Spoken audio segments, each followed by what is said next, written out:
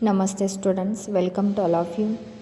Today we are going to learn the next new point, factorizing algebraic expression.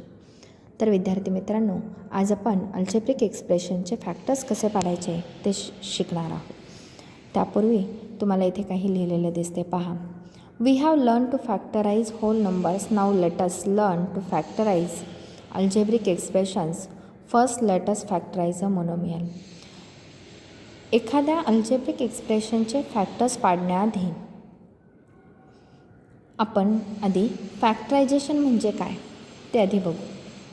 Monomial म्हणजे एकपदीचे आपण factor कसे पाडायचे ते आधी बघू. फॅक्टर्स म्हणजे नेमकं काय तर पहा, look at this here I done 15. Find the factors of 15.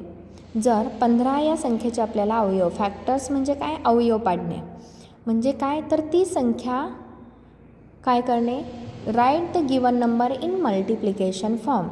ती संख्या गुणाकाराच्या रूपामध्ये लिहिणं म्हणजेच factorisation of given number. Okay, म्हणजेच दिलेल्या संख्येचं ते अवयव पाडणे होय. तर इथे पहा 15 म्हणजेच आपण त्या संख्येला कितीने भाग जाऊ शकतो, म्हणजे 15 म्हणजे ती संख्या गुणाकाराच्या रूपामध्ये आपण लिहू कसं शकतो, 3 × 5 that is 15. Okay, it means that 3 and 5 are the factors of 15. म्हणजेच 15 या संख्येचे फॅक्टर्स काय पडतात, 3 आणि 5. बरोबर. सिमिलरली 3xचे फॅक्टर कसे पडतात, 3 × x. Hence 3 and x, these are the factors of 3x. Okay, so 6ab², it means that 6 म्हणजेच 2 × 3 × a × b², that is b × 2 times. 6ab², 6ab² factor काय पडतात, 3 × 2 = 6, 6a × a आणि b × b, that is b². ab² म्हणजे 6ab² factor या पद्धतीने पडतात, 2 × 3 × a × b × b. Okay, when factorizing a monomial, first factorize the coefficient if possible and then factorize the part with variable. Look at this students. जेव्हा आपण एखादं factors पाडतो, जेव्हा Wien फॅक्टरायझिंग अ monomial, जेव्हा आपण एकपदीचे फॅक्टर पाडतो तर first of all factorise the coefficient.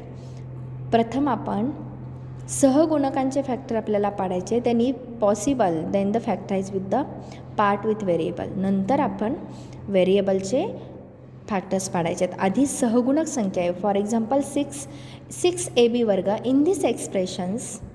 In this algebraic expression 6 is the coefficient and ab² that is the variable. A and b, that is 2 variables are used in this algebraic expressions. Okay, आधी तुम्हाला कोएफिशियंटचे factor पाडायचे आहेत. म्हणजे 6चे factor आपण 2 × 3 पाडले. बरोबर. आणि variable a एकटाच आहे, so write down 1 times a and b² that is b × 2 times. हे झाले या 6ab² फॅक्टर्स. तर या पद्धतीने आपण फॅक्टर्स कसे पाडायचे ते पाहिलेले आहेत. यावरून आज आपण practice set 52 find out solve करणार आहोत. So how to solve the practice set 52 based upon the factorising algebraic expressions. Okay, so let's learn how to solve the practice set 52. Look at these students, how to solve the practice set 52. Question 1, factorize the following expressions and write them in the product form. So first example, 201a³ b².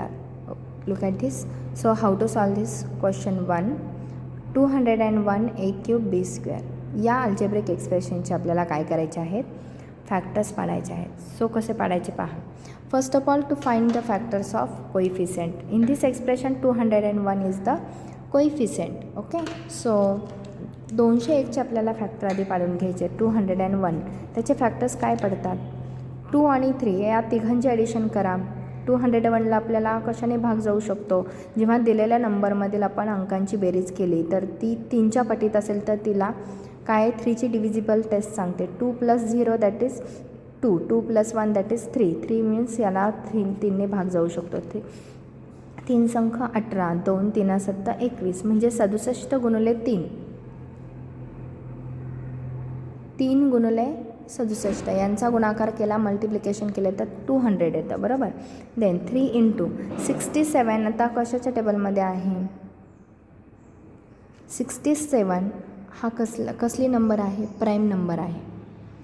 बरोबर आहे की जी कोणाच्याही टेबलमध्ये नाही आहे, so ती तशीच राहील. बरोबर. हे झाले 3 × 67.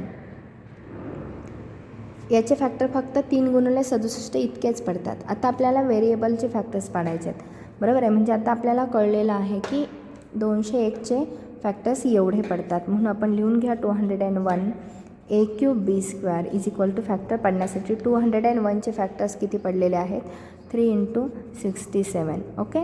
इंटू a³ म्हणजे a multiplied by 3 times into b², it means that b × b multiplied by 2 times. या पद्धतीने आपण याचे फॅक्टर्स पाडू शकतो, बरोबर आहे. देन सेकंड एक्झाम्पल आहे 91xy². Look at this 91xy². 91xy². Okay, बरोबर. Look at this students, 91xy². 91xy² याचे फॅक्टर्स आपल्याला पाडायचे आहेत. सो तुम्ही बघू शकता इथे 91 म्हणजे 13च्या टेबलमध्ये आहे का बघा. 13 × 7 = 91 आहे का. 13 × 7 = 91 म्हणजे 13 × 7, 13 × 7 = 91 गुणुले पाडेपाठ पाहिजे त्यासाठी आपले, बरोबर आहे. आणि एक्स एकदाच आहे म्हणून एक्स एकदाच लिहिलं, वाय एकदाच आहे वाय एकदाच लिहिलं, t² म्हणजे t मल्टिप्लायड बाय 2 टाइम्स. म्हणजे 13 हा कसला नंबर आहे, 13 आणि 7 हे दोन्हीही प्राईम नंबर आहेत, मूळ संख्या आहेत, बरोबर आहे. म्हणून या मूळ संख्येचे फॅक्टर अजिबात पडत नाही. म्हणजे 13 × 7 × x × y × t × t हे याचे फॅक्टर्स पडलेले आहेत. त्यानंतर तिसरं जे एक्झाम्पल आहे ते आपण बघूयात. 24a² b², बरोबर आहे. म्हणजे 24a² b², बरोबर आहे. 24a² b², 24a² b² तर आपल्याला माहिती आहे याचे 24चे फॅक्टर्स कसे पडतात, बरोबर आहे. 24 म्हणजेच 8 3s are, बरोबर आहे. 8 3s are 24 इंटू a² म्हणजे a multiplied by 2 times, b² म्हणजे b multiplied by 2 times. Okay.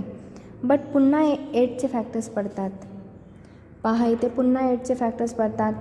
2 multiplied by 3 times केलं की 2 2s are 4 4 2s are 8, 2 2 4 4 2 8, 8चे factor म्हणजे 2 multiplied by 3 times. Okay. Then into 3 as it is write down into a multiplied by 2 times into b multiplied by 2 times. Okay. या पद्धतीने याचे factors हे पडतील, बरोबर आहे. फायनली याचे फॅक्टर्स हे पडतील. त्यानंतर लास्ट एक्झाम्पल आहे tr² s³. Look at this students, tr² s³. Look at this students, tr² x³. चौथा एक्झाम्पल आपण बघूयात. tr² s³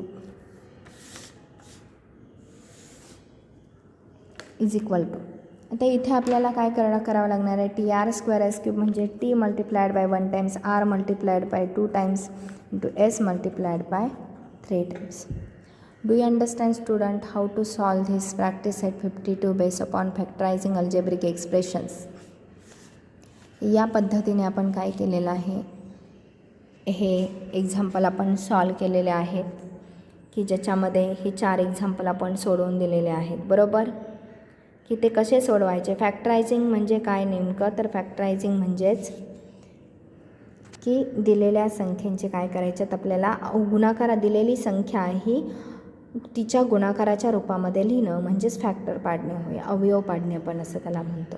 तर today's homework to solve the all examples in practice set 52 write in your notebook. Okay. Thank you.